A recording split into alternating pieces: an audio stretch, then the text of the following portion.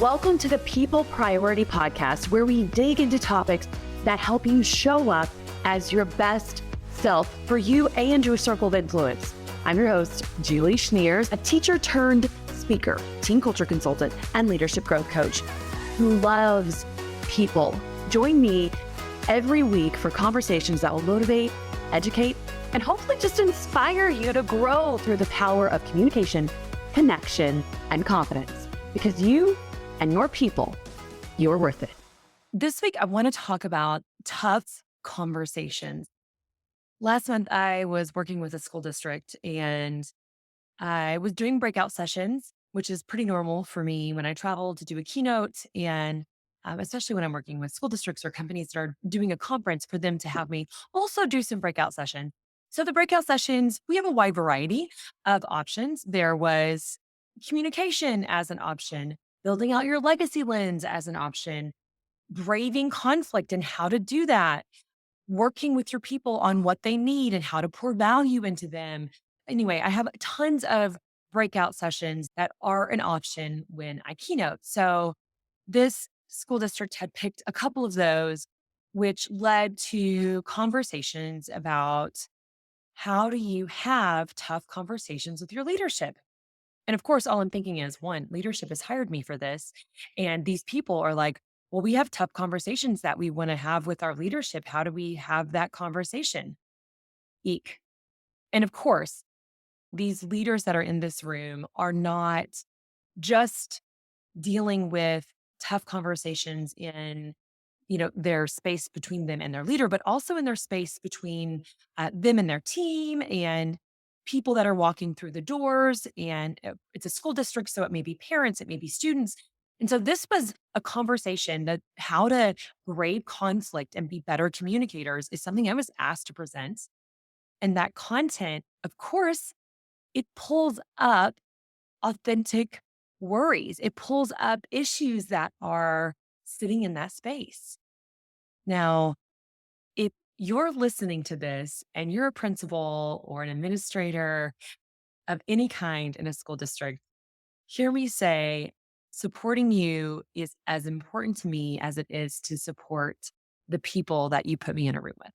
Okay. That's just, my heart is in it 100%, but I cannot pretend that hard questions aren't being asked.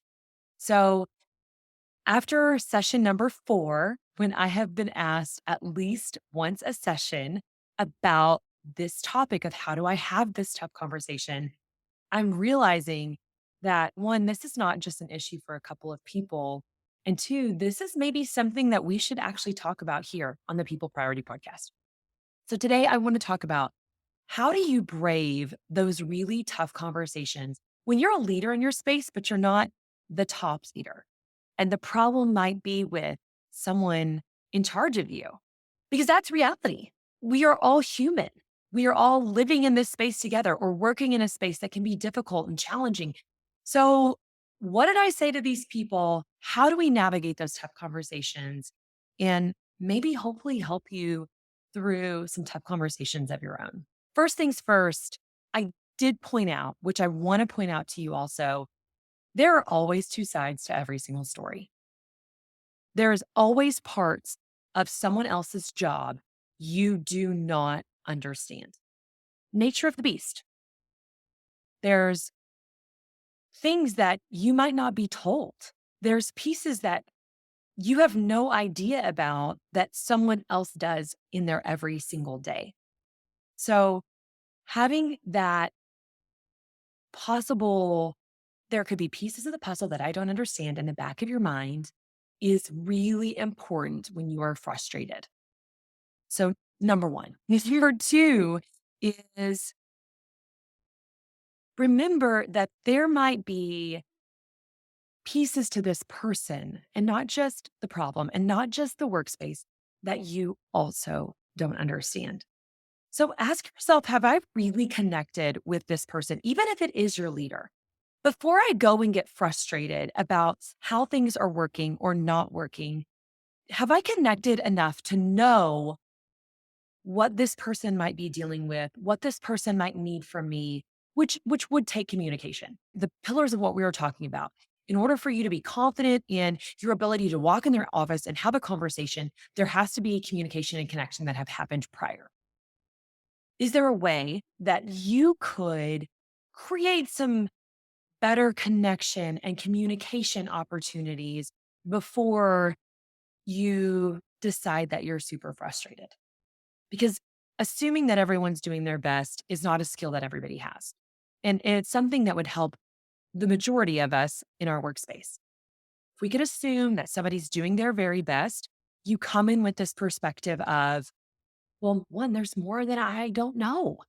And two, I wonder what I could do to be better in that space so that there's not this perspective of blame, this perspective of they're just not doing a good job. They're not good enough to help me do my job. They need to be better. Just overall, if you can have good intent, good internal intent in your own brain and heart about the people in your space, that will take you far. Now, I'm very aware that the people that I was having this conversation with might be in that space and needing to think through their internal intentions and is this person doing their best? But one of them led the conversation with, I absolutely love my leader. I absolutely respect my leader. I think she's an incredible human being.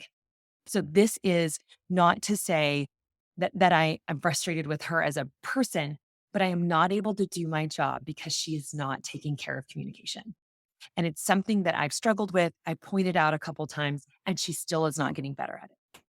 Therefore, I'm becoming frustrated at my job with her because she is not communicating well the things that I need in order to be successful in my space. So when the person that has the tough question about a hard conversation leads with how incredible their leader is and how much they like them and they want me to know that this isn't bashing them at all, but it is how do I handle this really tough spot that I'm in, that person probably is thinking through the good intentions of that person. And I know that their heart is good and I do respect them and I do like the other pieces of them, but this thing is making my job hard. Okay. So if we've done those things, then let's move forward in how do we have that tough conversation? And then someone else asked me, do I have that tough conversation? Okay. So before we dig into how, is it something that you need to do? And I like asking myself these questions when you're walking into a tough conversation or you're frustrated about something and you know that you're walking into conflict, okay? One, do I need to have this conversation? Okay, is this tough enough that I do need to have this conversation? Is this something that I need to pick apart, figure out, deal with? Question number 2, do I need to have this conversation with the person I'm frustrated with? Because sometimes it it's not straight going to the top leader. So maybe you think you're frustrated with the top leader, but there's a person in leadership between the two of you. We for sure need to go up the ladder. So who is it that you really need to have this conversation with first? Number 3 is, do I need to have this conversation now? Are you in a good emotional, mental, calm, able to handle the conflict state of mind so that you can have the conversation? Because that might mean you need to take a walk or take a day or take a breather, whatever that looks like before you do have that conversation. Okay, so if we look through those and we know that this is the person I need to have the conversation with, I do need to have the conversation and I am capable of handling that conversation. Okay, now we can move forward. If we've asked ourselves this question and we know we're walking into a tough conversation, it might be difficult, but you should communicate rather than let it affect how you do your job or how you show up. And one of the women that I visited with, she said, I just don't feel confident in being able to talk to my leader because I'm afraid I'm going to get shut down. That's a common fear. And you know what? I want to acknowledge now that it probably is very difficult for most of us to sit down with a leader, our boss, and have a tough conversation about something that in the workspace is a struggle for us. I do think it's something you have to approach carefully, but I also believe that any boss that cares about their people, cares about their company, cares about their school, would much rather you sit down and have a tough conversation than quit because your head and heart are so frustrated that you cannot be happy in that space anymore.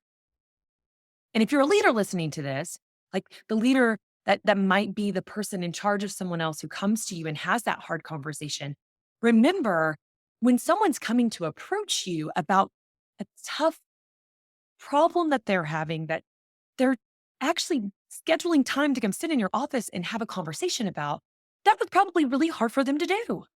So acknowledging that they built up the confidence and walked through the frustration to a point that they've scheduled time on your calendar, that took a lot. And asking yourself, is losing them something that I want? Because if you don't want to lose them, being able to walk through the conversation, even if it's not perfectly executed, is worth working for. Okay, so just like a little perspective shift, but let's go back to if you're the person having to have this tough conversation. If you're having this tough conversation and you've thought about if it needs to be you and the who you're having the conversation with is, and you're ready to do that, what does that look like? I do believe in the power of collecting your thoughts, knowing what you want to share when you walk into the space. And of course, I coach speakers for years and years. So I'm going to tell you it's really important that you have a strategy. And I recommend a 3-point strategy. And that can look like here's reason 1, 2, and 3. They could be separate reasons of why things are hard. They could be reputational strategy. Here's how we're doing things. And I understand the perspective of how we're doing things. Point number 2, here's what I would like for you to consider in this change.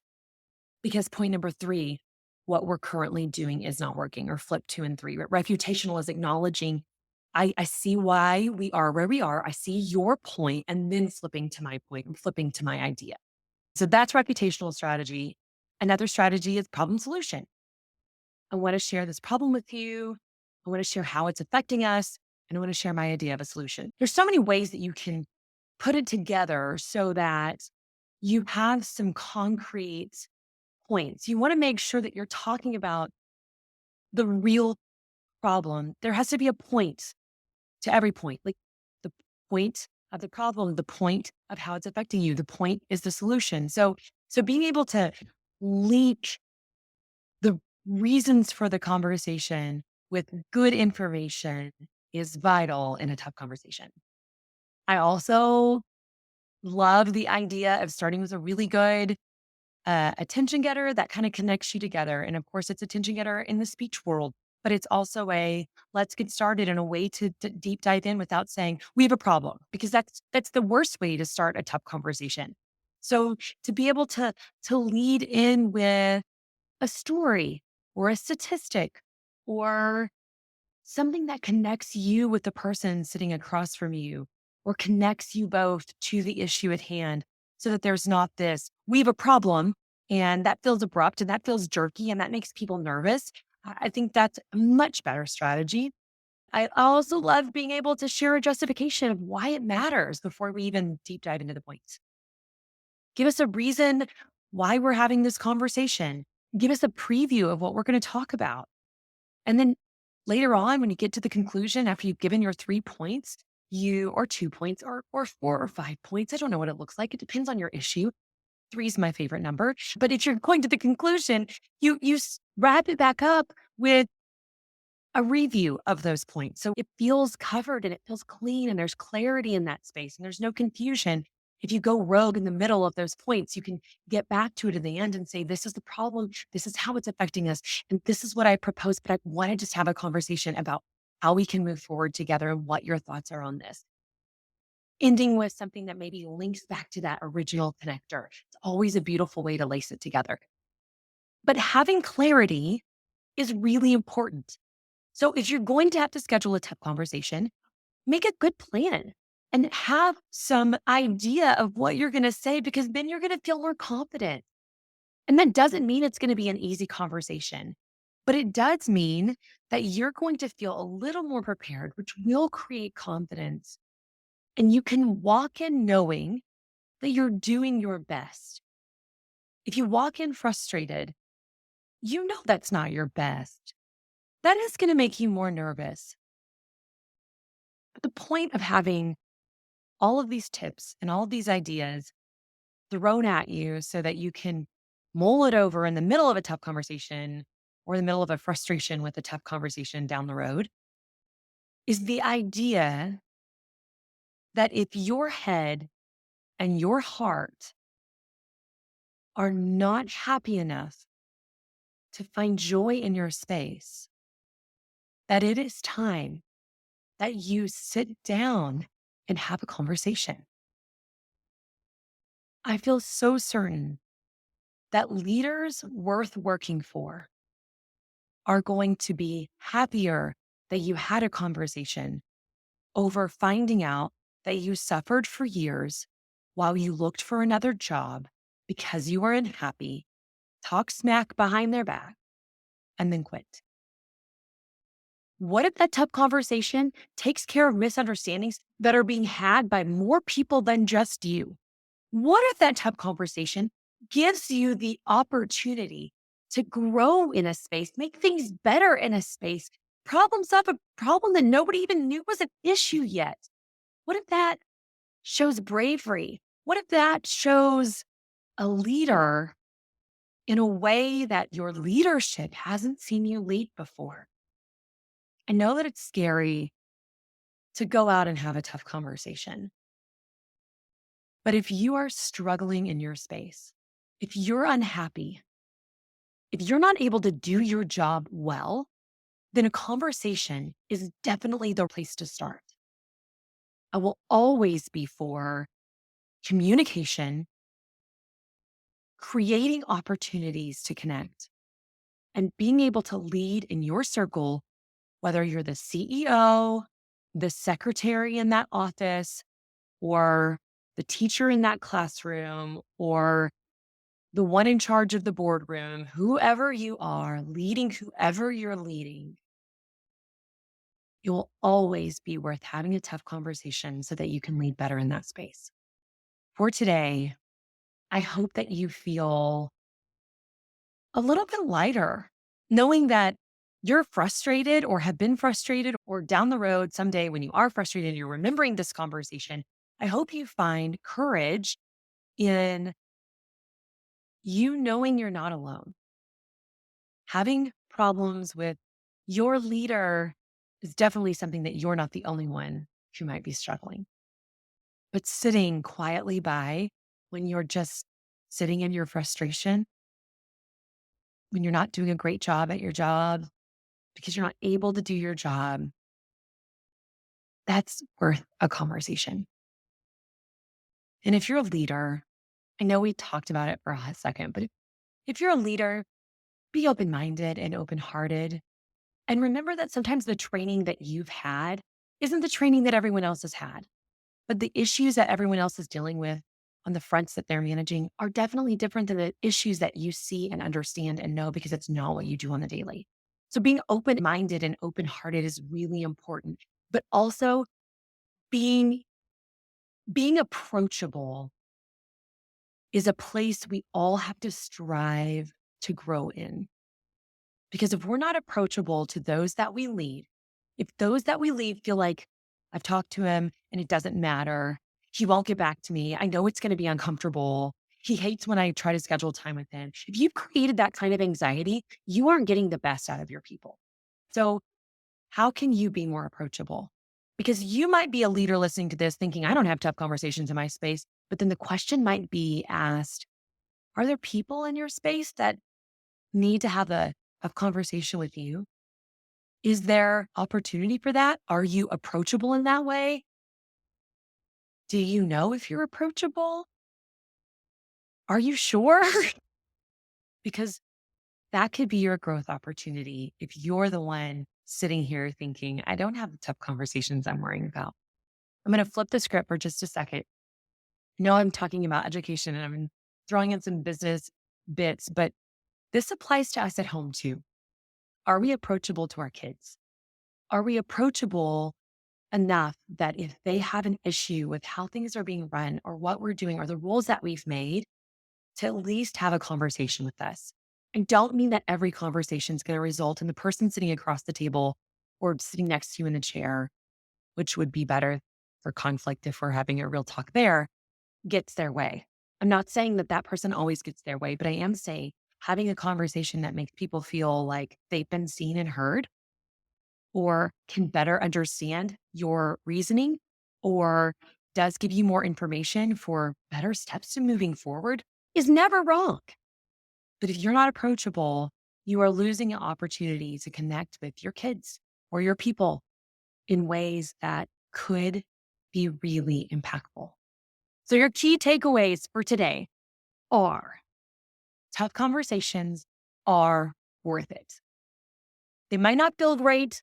Walking in might be hard, especially if you're not used to walking into tough conversations, but they are worth it because any kind of conversation is better than no conversation. If you're so unhappy in your head and in your heart that you are ready to quit or you're being a quiet quitter or you just really don't love your space. I know that not all things are worth a tough conversation to all of us sitting in the space, but if it's something that your head and heart are really struggling with, then a tough conversation is better than you quitting. Takeaway number one. Takeaway number two, don't forget to ask yourself, do I need to have this tough conversation? Is the person I'm thinking about talking to the real person I need to have this conversation with? And do I need to have this conversation or do I need to organize my thoughts first? Takeaway number three is if you're sitting here having these thoughts of, I'm still struggling with how to navigate this tough conversation. Something I haven't mentioned yet, but I want to throw in is go back to episode 6, communicating through conflict, because there's some really great tips in there on how to get started and how to have a resolution type conflict conversation so that good stuff does come out in the end. So if you're still sitting here thinking, man, that outline didn't really help me enough. She just pushed me to have the tough conversation and I don't know how to do it. Go back, listen to episode number 6. Your challenge this week. And I don't want to challenge you in the realm of conflict because that's definitely not what we want to do. But I'm going to challenge you to find your focus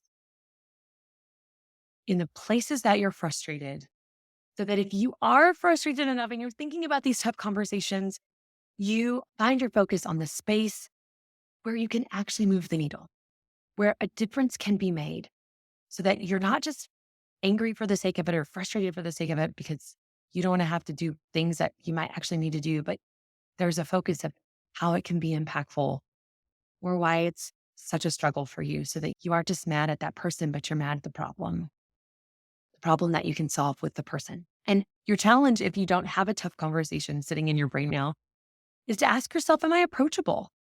Could there be somebody in my space that needs to have a tough conversation with me? Am I approachable? How can I become more approachable?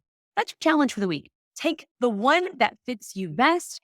And I'm leaving you with really an incredible quote, especially for today's conversation. It's by Shonda Rhimes. I love tons of her stuff. Here's what it says.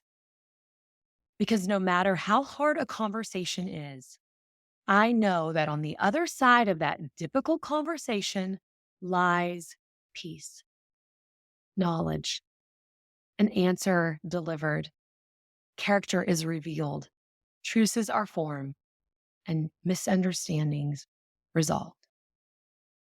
I hope you have a really great week, and I wish you the best in any future tough conversations. Thanks for listening and being my people. I hope you enjoyed this episode. And if you did, hook me up with a 5-star review wherever you're listening right now. And as always, don't forget to subscribe to the People Priority Podcast so you don't miss out on more tips, tricks, and important reminders. All right, I'll see you next week.